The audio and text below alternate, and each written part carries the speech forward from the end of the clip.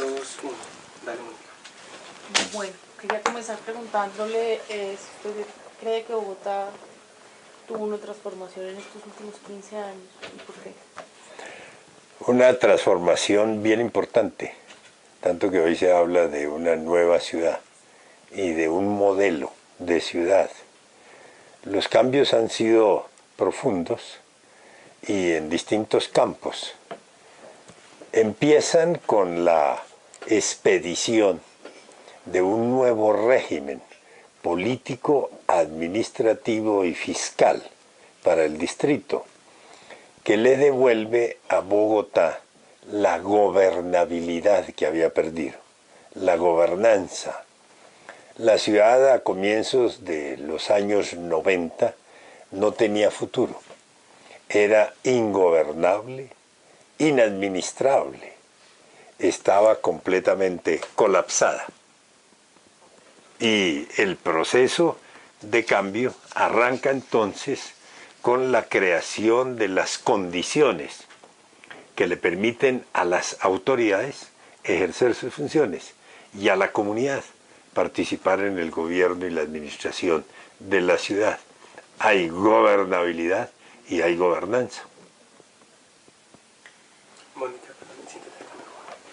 Que la mirada más. Para que miren más a... Sí, exacto. Ah, ya. Pero ahí tal vez quedó corta la respuesta, ¿no? Porque tú querías más.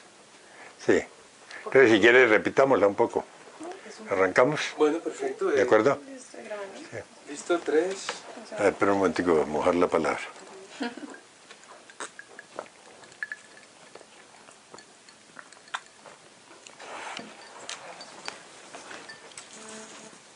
Bueno.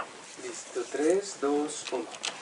Los cambios de Bogotá en los últimos 3 lustros han sido sustantivos. Se puede hablar de una nueva ciudad, inclusive de un modelo de ciudad. Esos cambios han tenido lugar en distintos campos o en diferentes áreas. Empiezan con la expedición de un nuevo régimen político, fiscal y administrativo que le devolvió a Bogotá la gobernabilidad que había perdido. A comienzos de los años 90, la ciudad era ingobernable, inadministrable, no tenía futuro, estaba colapsada. Por eso el proceso de transformación comienza con la creación de las condiciones que le permiten a las autoridades cumplir sus funciones y a la comunidad participar en el gobierno y la administración de Bogotá. Un segundo gran tema, a partir del anterior, tiene que ver con la cultura ciudadana que empezó a darse en Bogotá y que se había perdido. Había desaparecido inclusive el sentido de pertenencia y la identificación de los bogotanos para con Bogotá. Pero hubo una campaña muy activa, cumplida desde la alcaldía, de cultura ciudadana, de formación de civismo, de reencuentro de los habitantes con la ciudad. Ese me parece que es igualmente un cambio sustantivo. Y como empezaron a generarse recursos, la gente decidió tributar como no lo hacía en ocasiones anteriores, y había posibilidades de transformaciones físicas, estructurales en la ciudad. Hubo un componente de gerencia, de administración, que, sumado a todo lo anterior, es lo que permite hablar de una nueva ciudad y de un modelo inclusive de ciudad. Dentro de esta transformación que menciona, ¿cuál es el aspecto que usted destacaría como el más importante? todos tienen su importancia, cada uno de ellos en el área en que le correspondió producir resultados. Pero hay que señalar que son complementarios. Uno solo de ellos no hubiese sido suficiente. Hay que sumarlos. Además es lo que ocurre en la vida de todas las ciudades. Usted no transforma una ciudad en un periodo corto, ni durante la gestión de un alcalde. Usted tiene que darle continuidad a un proceso que va teniendo decisiones que pueden separarse unas de otras, que cada una tiene sus propias características, que pueden ser de naturaleza diferente, pero que dentro de una perspectiva son complementarias y se suman una con otra. ¿Cuáles cree que son los temas centrales de este proceso? Visto, digamos, como en 15 años atrás, en la perspectiva de 15 años hacia atrás. Bueno, yo los he señalado. Uno, la gobernabilidad. Que la ciudad sea administrable, que las autoridades puedan cumplir sus funciones, que tengan los instrumentos y las herramientas para ello. El problema, más que de personas, hablando de la época anterior, era un problema institucional, si usted quiere, estructural. En una segunda etapa del proceso, usted encuentra una gran participación ciudadana y comunitaria, un sentimiento de los bogotanos para con la ciudad, un sentido de pertenencia, que deciden apropiarse de las realizaciones, impulsarlas, promoverlas, colaborar con ellas. Y luego usted encuentra una etapa de gerencia, de gestión, en infraestructura física, en servicios públicos, en realizaciones como las bibliotecas, como Transmilenio. Quería preguntarle con qué, digamos, procesos de esta transformación de la que ha venido hablando ha estado en desacuerdo, o qué, digamos, procesos cree que no han tenido la viabilidad con la que fueron pensados. No, en términos generales, yo estaba de acuerdo con todo el proceso y con cada una de sus etapas. Ya frente a un determinado proyecto, uno puede tener reservas. Por ejemplo, yo defiendo Transmilenio, inclusive me considero pionero de Transmilenio, porque cuando fui alcalde se celebró el primer contrato para esos efectos. Un contrato en su estructura económico-financiera muy distinto de los que se realizaron con posterioridad. Y soy partidario de Transmilenio, creo que Transmilenio debe continuar, debe mejorarse, pero creo que se cometieron dos errores grandes. El primero, el combustible que se autorizó para el equipo automotor, el diésel, es altamente contaminante por la calidad del diésel que se produce en el país. Yo creo que han debido exigirse vehículos a gas natural, movidos por gas natural, o con cualquier otro combustible no contaminante, inclusive vehículos eléctricos, que ya en algunas ciudades del mundo se utilizan para transporte masivo de pasajeros. Ahí hubo un error, haber permitido el diésel, haberlo autorizado. Ello por el afán de empezar la operación del proyecto en forma inmediata, porque terminaba una administración. Segundo, la estructura económico-financiera de Transmilenio. Del total de la inversión que requiere el sistema, el sector público aporta el 85%, que está representado en la infraestructura física, las troncales, los portales, las terminales, los andenes, en fin, los puentes. el 85%. El sector privado aporta el 15%.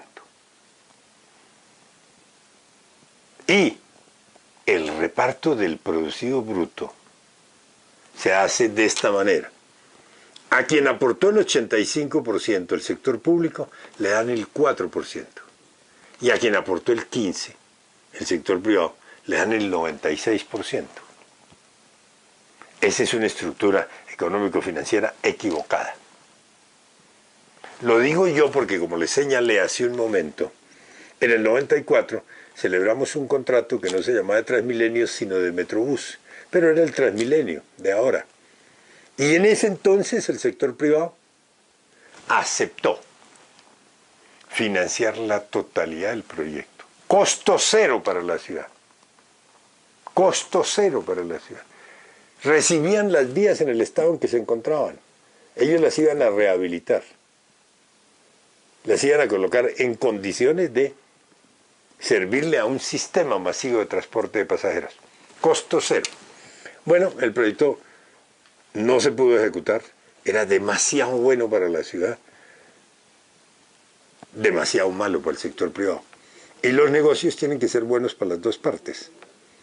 Entonces no se ejecutó. Después se llegó al sistema actual al que yo le acabo de señalar. Y es todo lo contrario. Demasiado bueno para el sector privado, demasiado bueno para la ciudad. Demasiado malo para la ciudad. Nos pasamos de un extremo a otro con la ley del péndulo. No supimos encontrar el justo medio. Y vean las consecuencias de una estructura económico-financiera de Transmilenio como la que les he señalado. Todos los recursos que la ciudad tenía para el mantenimiento y la ampliación de su malla vial, de su infraestructura vial, se fueron para Transmilenio. Transmilenio, como papel secante, se chupó todos los recursos que tenía la ciudad. Y quedó sin financiación el resto de la malla vial de la ciudad. Por eso no hay sino huecos. Y por eso hay ese deterioro en la malla vial. Quería preguntarle... en continuidad de esos tres aspectos de gobernabilidad, construcción de ciudadanía, capacidad de gestión, posterior a ello hay como un énfasis en atender los sectores que históricamente han estado desfavorecidos de la inversión pública, o habían estado, digamos, fuertemente, estoy hablando de periferias, suroccidente, todo esto. Y pareciera que hay una quinta, que es un desafío que cuando estaban en el 94 ya se intuía, y era la necesidad de articular una política económica para generar riqueza, digamos que el proceso... Eso lo tiene más adelante, en la parte de cómo ve la ciudad hacia el futuro, la sostenibilidad, ahí me refiero a eso. Pero digamos en este presente de estos últimos, digamos casi que estos últimos 5 años, donde el énfasis ha sido fuertemente social, yo creo que... Ustedes van a entrevistar a Garzón, obviamente. Imagino. Claro. En principio no, pero... En principio no. Pero sí. Claro, yo hablo de eso ahora. Quería preguntarle, más allá, digamos, de los cambios recientes de estos 15 años, de lo que cada administración, de las políticas de cada administración distrital, ¿qué hechos, digamos, más estructurales cree que hicieron posible que Bogotá experimentara esos cambios?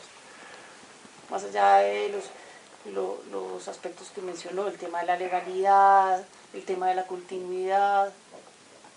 Bueno, hay que decir que la crisis de Bogotá había tocado fondo. Ya era inevitable que por rebote se empezaran a buscar soluciones. Y estamos hablando de comienzos de la década de los años 90, cuando hay una nueva constitución política en el país, que abre las puertas, porque en la Constitución del 91 hay 3 o 4 artículos que se ocupan de Bogotá. Por primera vez en la historia. Está muy largo ese punto, volvamos ahí. Bueno, hay que decir que la crisis de Bogotá había tocado fondo. Entonces ya por rebote era inevitable que alguien empezara a ocuparse de la ciudad, que se estudiara la situación que vivía la ciudad y que se le buscara un remedio. Eso empieza a darse en la Asamblea Constituyente del 91, que decide ocuparse de Bogotá y expide una constitución, la de ese año, que hace un tratamiento con la capital de la República. Yo fui miembro de la Asamblea Constituyente y fui el ponente de los asuntos relacionados con Bogotá. Y ahí se sentaron las primeras bases. Después había que darles desarrollo, volver realidad ese modelo de ciudad que se construye en la Constitución. Tanto que yo termino siendo alcalde porque diseño ese modelo de ciudad en la Constitución. Y mucha gente me dice, bueno, usted es el padre de la criatura, póngalo en vigencia. Entonces, yo diría que mi paso por la alcaldía se podría resumir diciendo que construí el distrito capital. Antes éramos distrito especial, que había sido una figura que no había dado los resultados que ellas esperaban y que ya estaba agotada. En cambio, el distrito capital ha sido una realidad en estos últimos 15 años.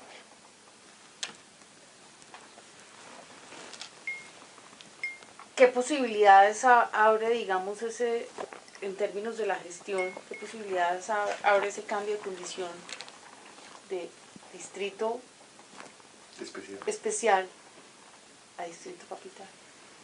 ¿Cómo es la pregunta? Ahora mencionaba que hay Sí. un cambio fundamental como de forma, ¿no? De distrito Especial. especial a distrito capital. ¿Qué posibilidades? ¿Cuál fue el cambio? Sí, abre en la gestión. El concepto de distrito especial se incorporó a la Constitución de 1945, pero nunca hubo acuerdo sobre cuál era el contenido de un distrito especial y cuáles deberían ser sus desarrollos. Y duramos 40 años debatiéndolo y no hubo ninguna claridad y por eso termina agotándose. Cuando en el 91 decidimos darle a Bogotá el carácter de distrito capital, dijimos en la Constitución qué significaba ser distrito capital. Dijimos, esto es para que haya un régimen político, administrativo y fiscal bien diferente al del resto de ciudades. Es para que haya descentralización en el interior de la ciudad. Es para que haya participación de la ciudadanía y de las comunidades organizadas. Y la diferencia entre las dos figuras, el distrito especial y el capital, está en los hechos. El distrito especial rigió durante 45 años y pasó por la historia de la ciudad sin pena ni gloria. No dejó trazo ninguno. No hay huella. En cambio, el distrito capital en 15 años ha logrado mucho. Obvio, hay que pasar del distrito capital a la ciudad-región, pero ese es ya otro gran tema. Quería preguntarle, en la perspectiva de estos cambios que menciona, ¿cómo se imagina usted a Bogotá en 15 años?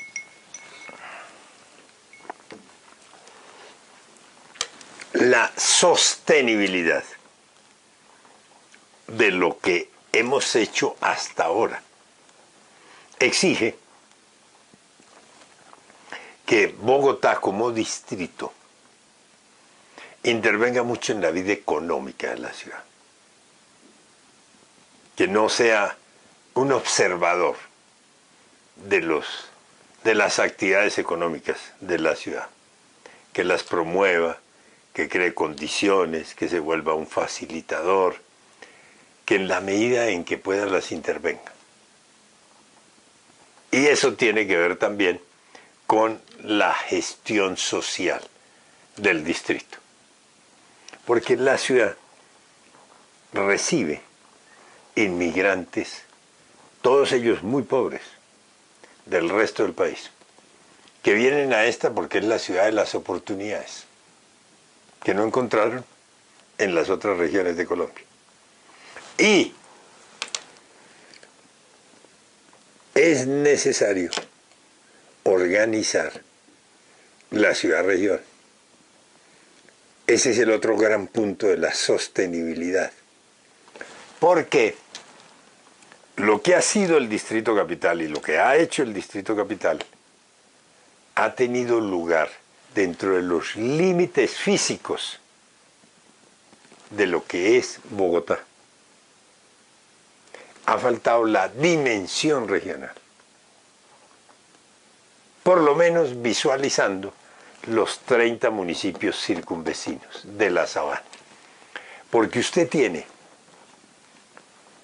muchos problemas y muchas situaciones que exigen un tratamiento de carácter regional.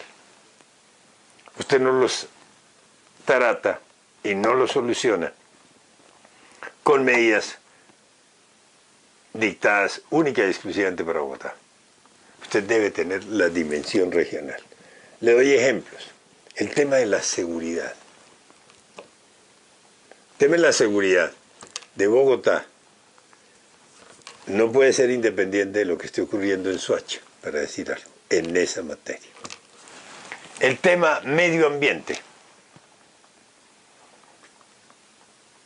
La contaminación del río Bogotá. Hay que verla en todo el trayecto del río, no exclusivamente en el trayecto de Bogotá. La contaminación atmosférica no pregunta dónde empieza Bogotá y dónde termina Chía o Cajicá. Los vientos van y vienen sin respetar límites político-administrativos. El uso del suelo.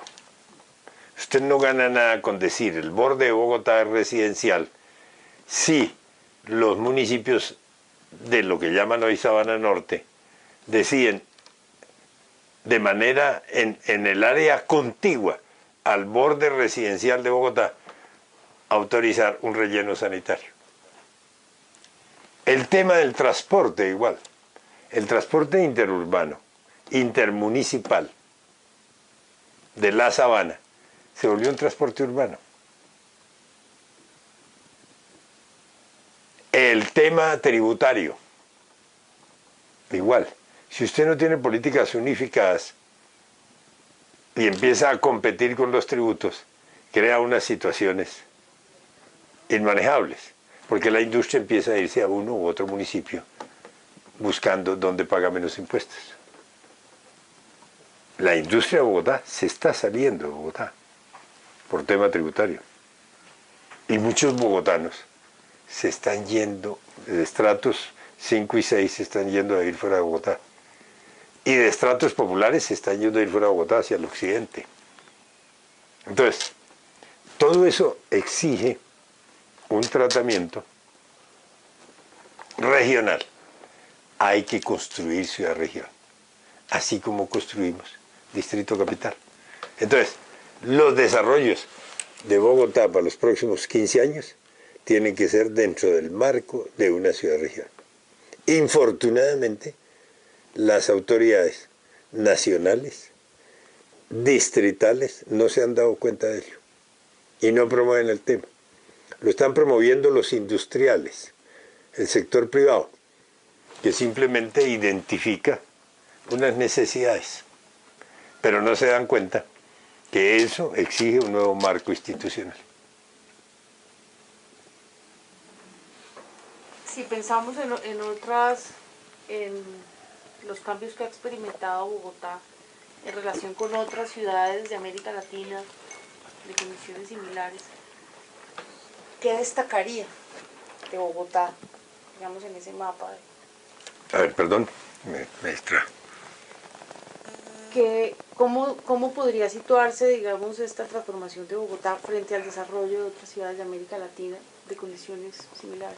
No, yo no tengo Yo no tengo información, no le he hecho seguimiento a lo que haya ocurrido en otras ciudades latinoamericanas. Pero lo que sí debería decir es que en las últimas 2 décadas, por señalar algo, hay un proceso muy grande de atención a las ciudades por parte de los respectivos gobiernos. Y hay unas transformaciones apreciables. En Estados Unidos la recuperación de Washington D.C. es notable. En el Brasil lo de Curitiba es destacable. Entiendo que ha habido algo comparable en Lima y en Quito. Es decir, los gobiernos, los estados, habían abandonado las ciudades. Las ciudades se habían deteriorado. Últimamente han vuelto a ser centros de atención. Pero yo no tengo un conocimiento detallado para compararlo de Bogotá con lo de otras ciudades. Antes de que, mientras conversábamos con él nos decía que había un aspecto que era muy importante, que era el tema de la migración, de las migraciones, de la llegada a Bogotá de gente de otras ciudades. Pues lo notaba el alcalde, que Sí, en el yo sentido quería conversar. en el sentido, digamos, del perfil de crecimiento demográfico de la ciudad, que crece más por inmigración externa que proveniente de todo el país y que es muy pobre, lo decía muy claramente en el... Hay una... Digamos que ese es un desafío enorme, porque, digamos, alcalde, y es casi que también una pregunta, porque es que yo veo es que por un lado va el proyecto, digamos, como de un equilibrio, de una calidad de vida cada vez más generalizable, pero un ingreso que se va fracturando, que se va cada vez alejando más. Y definitivamente hay una relación entre fondo y forma, entre ciudad e ingreso. Digamos, ¿qué perspectiva, en esa perspectiva, digamos, de ciudad, tal vez es en que yo entiendo la pregunta, digamos, como esta realidad social, hablando social y económica, qué perspectiva a los 15 años es entiendo que es como la inquietud, y pues digamos que, pues no sé si... A ver, Bogotá como buena parte de ciudades, sobre todo de América Latina, más que de Europa, en Bogotá, como en buena parte de ciudades de América Latina, más que en Europa, un alto porcentaje de su población no es nativa, es procedente de muchos otros lugares del país. Por lo que yo decía hace un momento, es ciudad de oportunidades. La migración hacia Bogotá en la década de los años 50 y 60 es muy alta. Y hay un momento en el que Bogotá, más del 50% de sus habitantes no son oriundos de la ciudad. Después hay un descenso en la tasa de migración, básicamente los años 70 y 80. Pero a partir del 90 vuelve a dispararse la migración.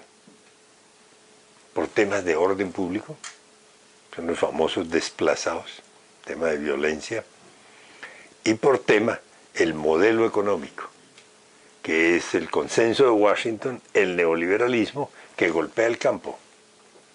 Entonces todas esas masas desempleadas empiezan a emigrar hacia las grandes ciudades, y particularmente a Bogotá.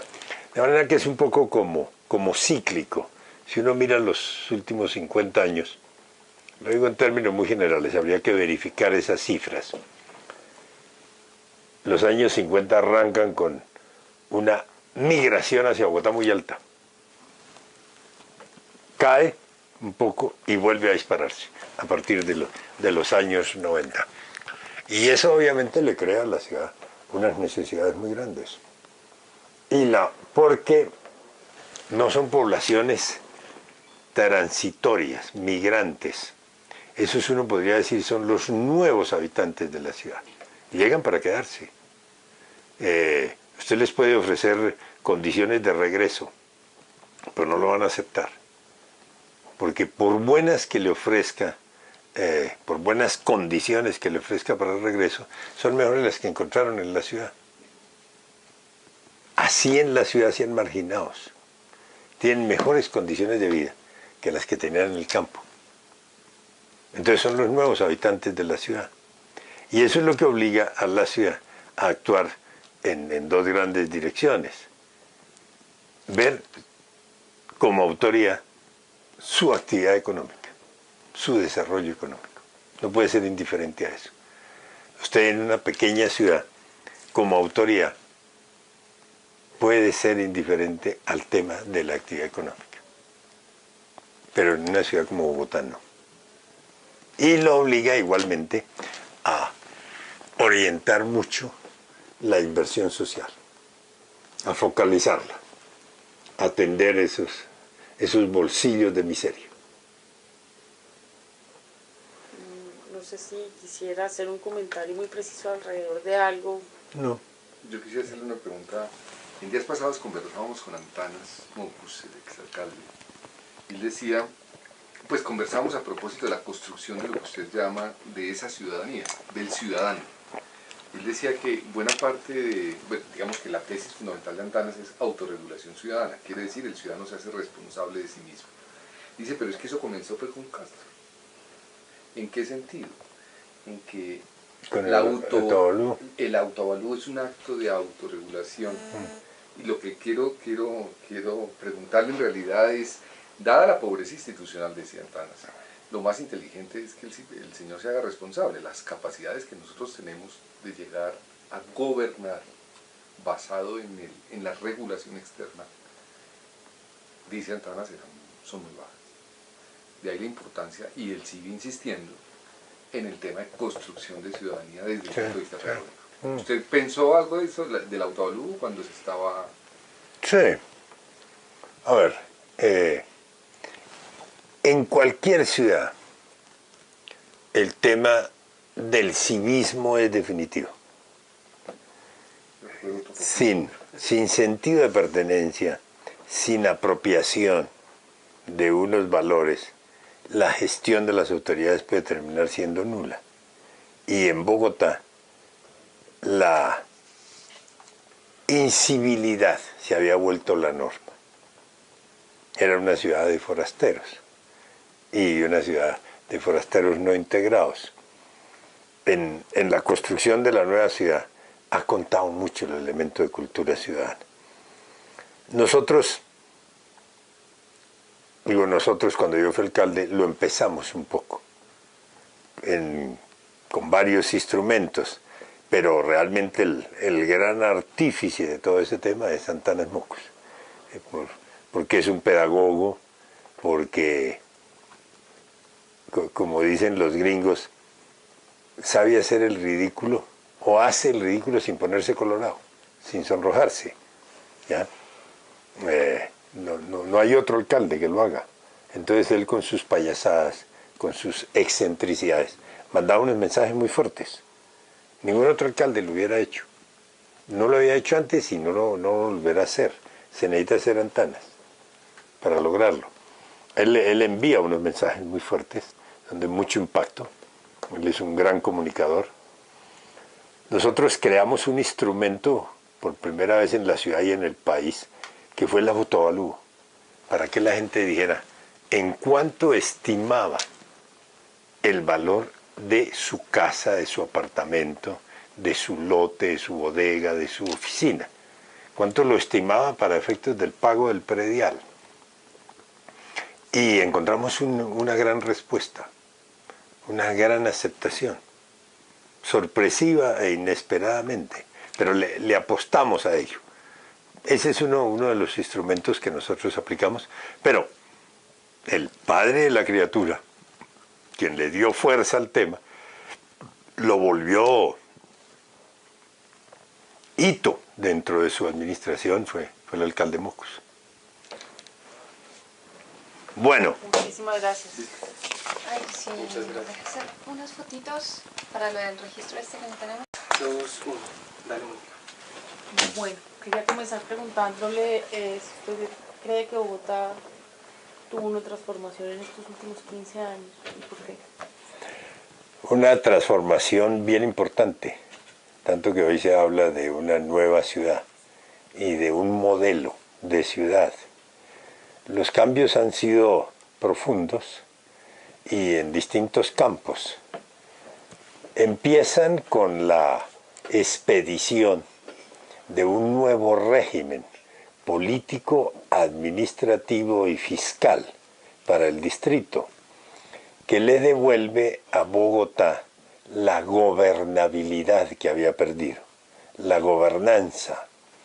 La ciudad a comienzos de los años 90 no tenía futuro, era ingobernable, inadministrable, estaba completamente colapsada. Creación de las condiciones que le permiten a las autoridades cumplir sus funciones y a la comunidad participar en el gobierno y la administración de Bogotá. Un segundo gran tema, a partir del anterior, tiene que ver con la cultura ciudadana que empezó a darse en Bogotá y que se había perdido. Había desaparecido inclusive el sentido de pertenencia y la identificación de los bogotanos para con Bogotá. Pero hubo una campaña muy activa, cumplida desde la alcaldía, de cultura ciudadana, de formación de civismo, de reencuentro de los habitantes con... Y el proceso de cambio arranca entonces con la creación de las condiciones que le permiten a las autoridades ejercer sus funciones y a la comunidad participar en el gobierno y la administración de la ciudad. Hay gobernabilidad y hay gobernanza. Mónica, siéntate acá mejor. Que la mirada más. Ah, para que miren más a... Sí, exacto. Ah, ya. Pero ahí tal vez quedó corta la respuesta, ¿no? Porque tú querías más. Sí. Entonces, si quieres, repitámosla un poco. ¿Arrancamos? Bueno, perfecto. ¿De acuerdo? Estoy grabando. Listo, 3. A ver, espera un momentico, voy a mojar la palabra.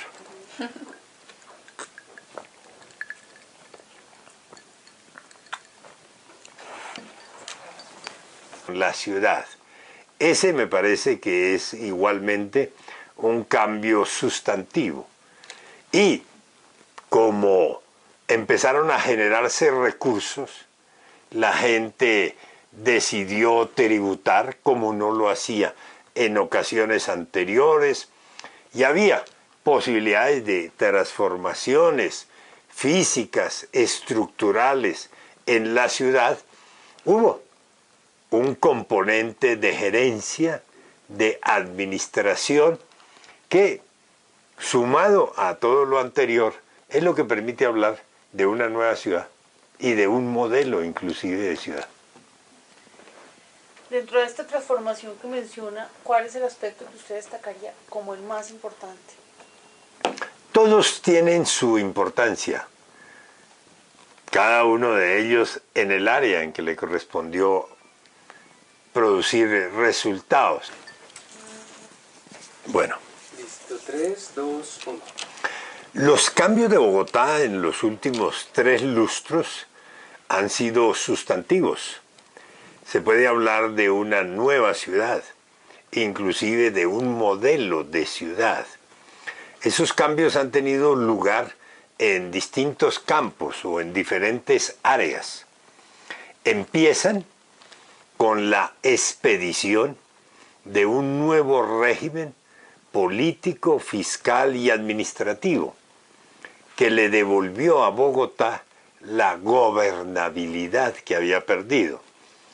A comienzos de los años 90, la ciudad era ingobernable, inadministrable, no tenía futuro, estaba colapsada. Por eso el proceso de transformación comienza con la